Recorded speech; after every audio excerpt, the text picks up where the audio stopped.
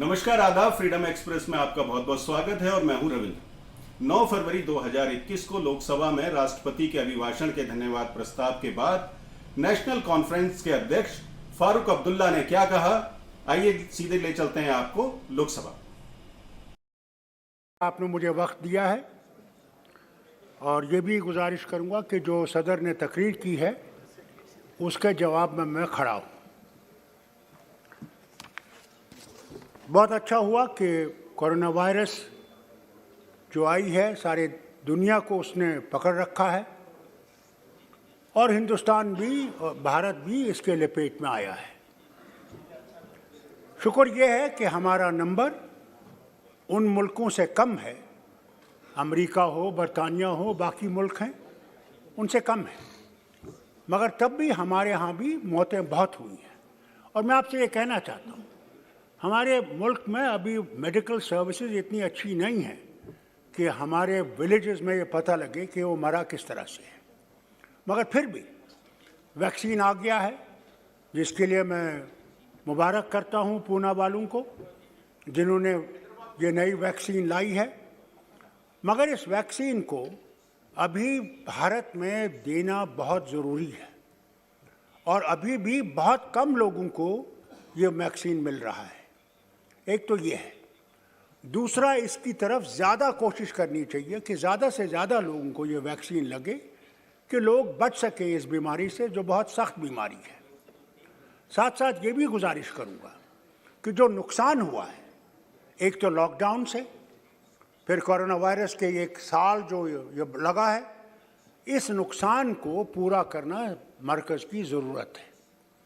इन्हें ख़ासकर मेरी रियासत में जो हमारे टूरिज़्म सेक्टर को नुकसान हुआ है, इंडस्ट्री को नुकसान हुआ है, दुकानदारों को नुकसान हुआ है, हर तरफ से इतनी गरीबी फैल गई है कि मैं बयान नहीं कर सकता। और जो वादे किए गए थे कि 50,000 नौकर लगेंगे, एक भी नहीं उनमें से लगा है।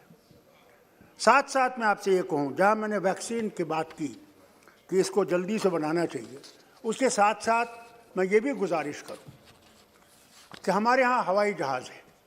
पहले तो सड़क का ये हाल है नेशनल हाईवे का कि वो एक बारिश पड़ जाती है तो वो सड़क जो है गायब हो जाती है, और अभी जब हुआ तो उसमें देखिए कि पूरा पहाड़ नीचे आ गया और पुल भी ले गया। वो तो शुक्र है कि फ़ौज ने फ़ौरन वहाँ पे बेली ब्रिज लगाया तो उससे कुछ वो चलने लगा, मगर उस सड़क की हालत बेहद ख़राब है।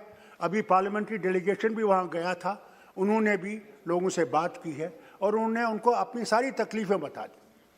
जहाँ वो रोड की हालत ऐसी है, दूसरा हवाई अड्डे की भी हालत ऐसी है कि हमसे वादा किया गया था कि क्योंकि हम एक पहाड़ों से घिरे हुए हैं और मौसम बहुत ख़राब होता है वहाँ पे, इसके लिए हमें कुछ उस एयरपोर्ट को बढ़ाने के लिए वहाँ पे कैट 1 है और हम कैट 2 का इंतज़ार कर रहे हैं, जिससे कि वो डिस्टेंस ऑफ लैंडिंग जो है वो कम हो जाए तो वो जहाज़ आ सकेंगे। वही एक रास्ता है हमारे लिए बाहर निकलने का।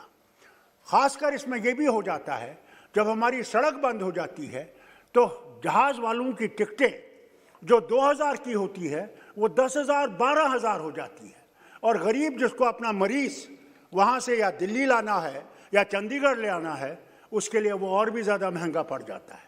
इसकी तरफ से भी मैं दरख्वास्त करूंगा सरकार को कि इसकी तरफ से भी कोई रोक लगनी चाहिए, जिसमें कि ये जो किराया अपनी ही तरफ से बढ़ाते हैं इसको रोका जाए। इसके साथ साथ मैं आपसे ये भी कहूँ, हमारे यहाँ रेल है जो कुछ वक्त से शुरू हुई थी, मनमोहन सिंह जी ने उसका उद्घाटन किया था। वो बारामूला से बानिहाल तक चलती है, मगर आज 1 साल से वो बंद है। और मैं क्योंकि होम मिनिस्टर यहाँ थे, मैं उनके सामने ये बात करता कि साहब इस रेल को शुरू करना बहुत ज़रूरी है, क्योंकि ये इसमें एक तो ट्रैफिक की कमी हो जाएगी जो रोड्स पे हैं, और हमारे लोगों के लिए आसाइश हो जाएगी जो ये अगर ये रेल का जल्दी हो सके।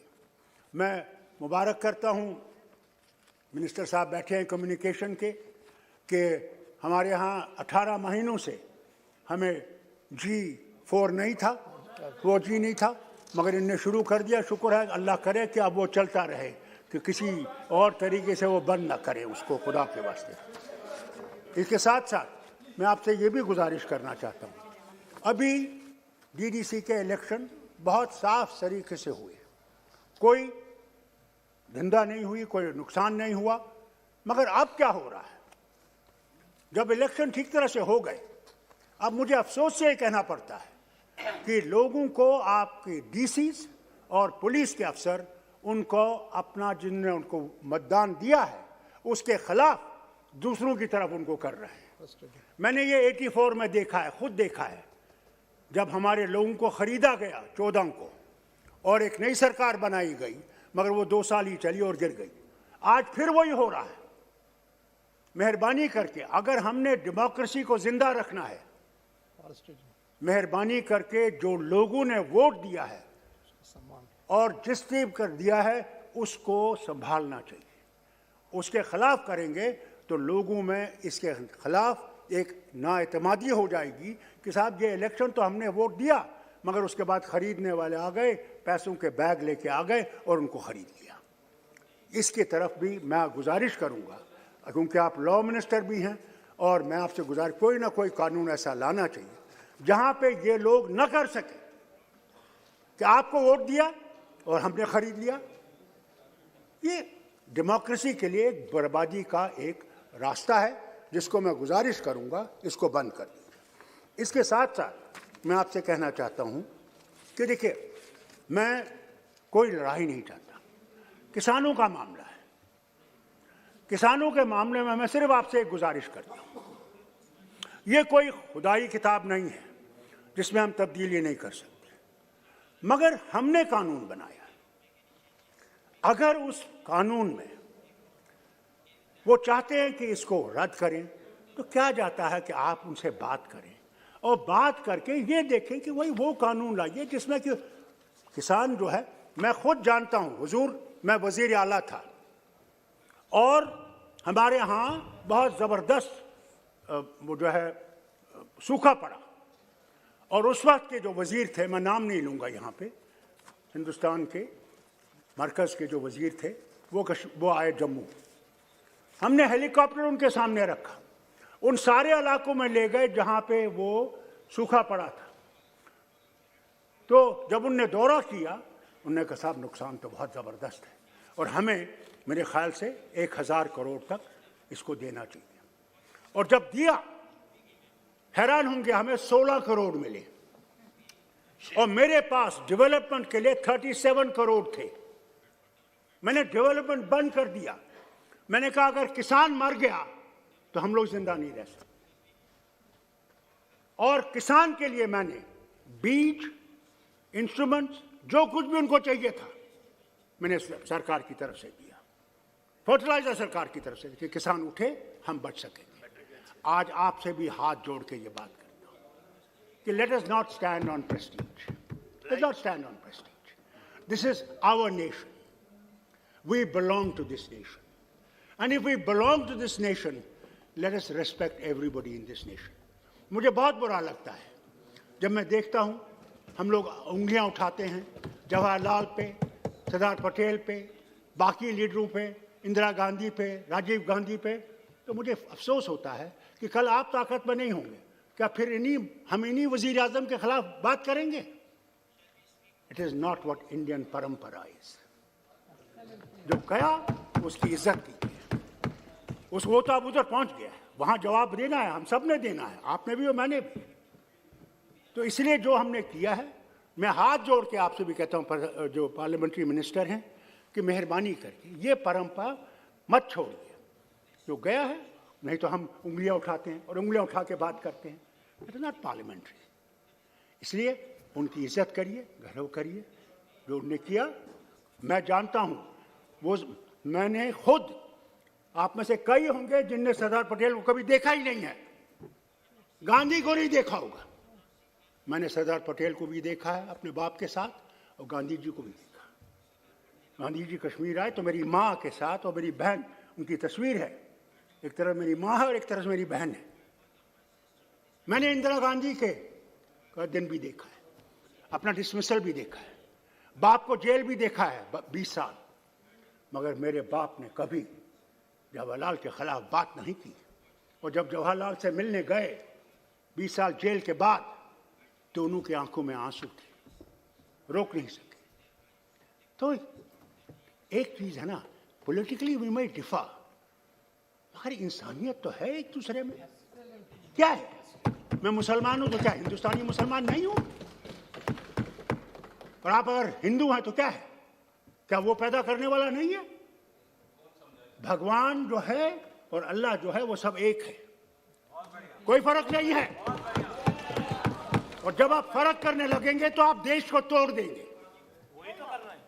ऐसे देश को अगर एक रखना है तो हमने इकट्ठे रहकर रहना है, और अगर आपने कोई गलती की हम आपको ठीक करेंगे, हमने गलती की तो आप हमें ठीक करेंगे। यही तरीका है अगर हमने हिंदुस्तान को बनाना है। अगर नहीं बनाना है और तोड़ देना है तो जो मर्जी है वो करिए।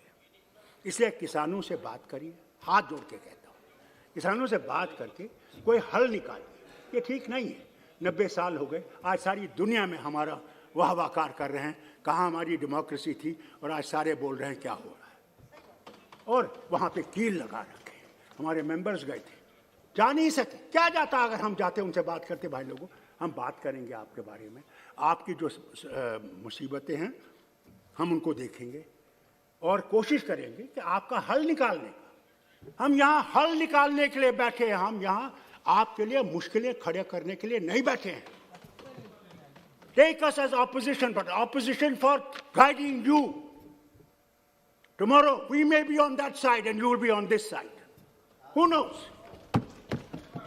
At that time, we will respect you more than you have respected us. We never considered you as enemies. You're part of us. As a doctor, I tell you, when a patient comes and takes the drop of blood, क्या उस बोतल के पूछता है, इस खून की बोतल से ये मुसलमान का खून है, ये ब्राह्मण का है, ये उस दलित का है? वो तो ये कहता है मुझे एक और बोतल लगाओ मैं ठीक हो जाऊंगा। अरे भगवान ने हम सबको एक जैसा बनाया है। फर्क है, ठीक है, आप मंदिर जाते हैं, मैं मस्जिद जाता हूँ, वो गुरुद्वारा जाते हैं, वो चर्च जाता है। इसलिए किसानों से बात करें। और एक और बात, आखिरी बात, जो आपने 5 अगस्त को किया 90 में, आपने ऐसे कर दिया। हमसे बात करते पहले पूछते कि भाई क्या ठीक होगा, नहीं पूछा, खुद ही कर। चलो हमारा पार्टी का 70 साल का एक है कि हमने 370 खत्म करना है और 35 से खत्म करना है, हमने देश को एक करना है। हम कब देश में नहीं थे? आपने कभी देश के बारे में कहीं बात नहीं की।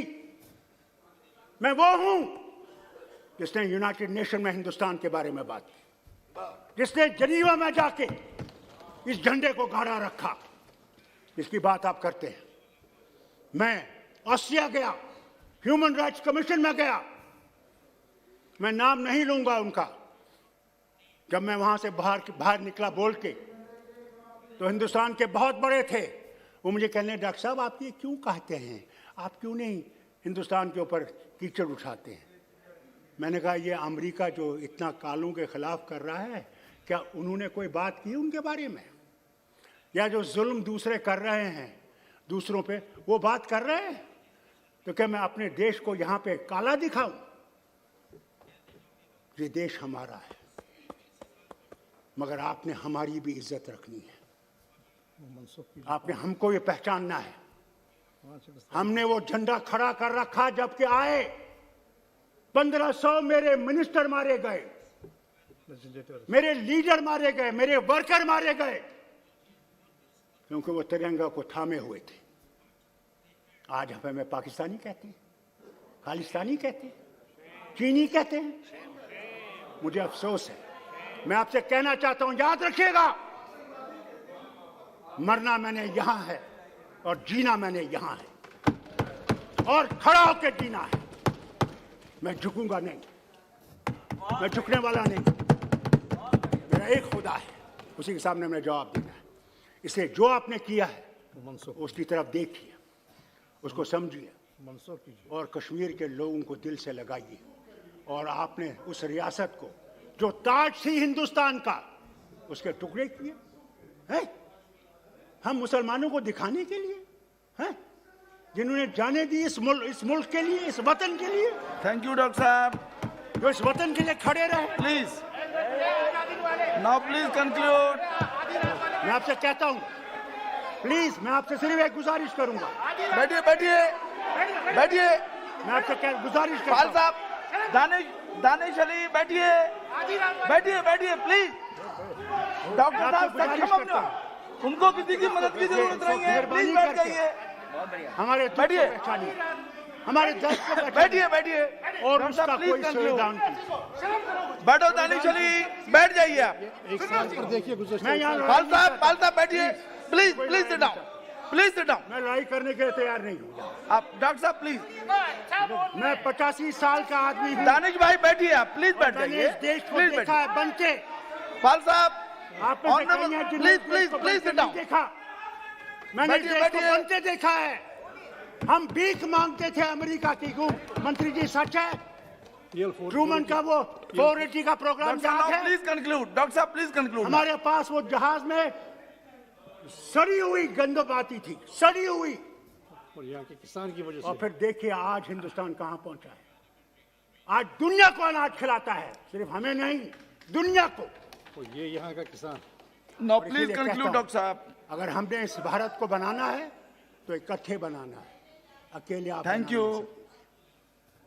सबको साथ चलाइए, सबके दिल की दर्द को समझिए और दिल को समझ के ये समझ लीजिए। थैंक यू डॉक्टर साहब। आप कहते हैं क्या राम सिर्फ आपका है?